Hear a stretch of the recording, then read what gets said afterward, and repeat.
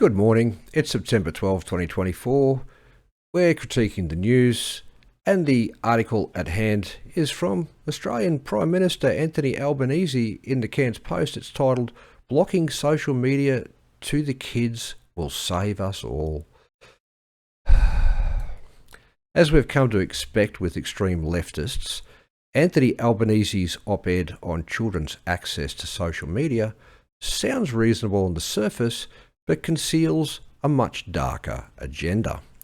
Yes, unlimited and unsupervised access to social media can result in harm to some children some of the time, but that's not an adequate reason to ban all children from social media all of the time.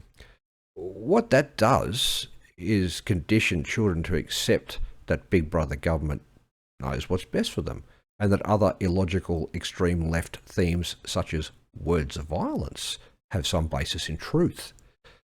At the present known state of technological development, social media access still requires a physical device, so it is squarely within parents' rights and responsibilities to permit or deny access to devices by their children. It's not a democratic government's role to micromanage our children's daily lives. That's the purview of tyrannical socialist governments.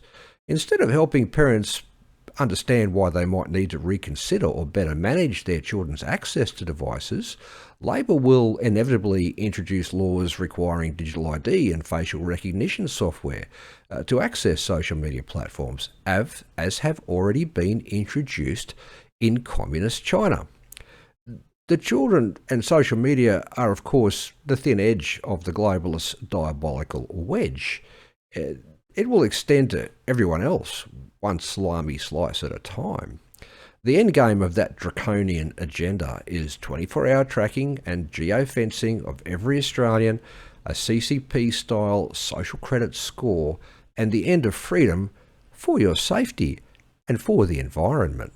It's never been more urgent and essential to get the Labor, Liberal, Green, Teal, Uni Party completely out of every Australian Parliament so we can begin the long and arduous process of restoring sanity, rationality, prosperity and freedom to Australian governance.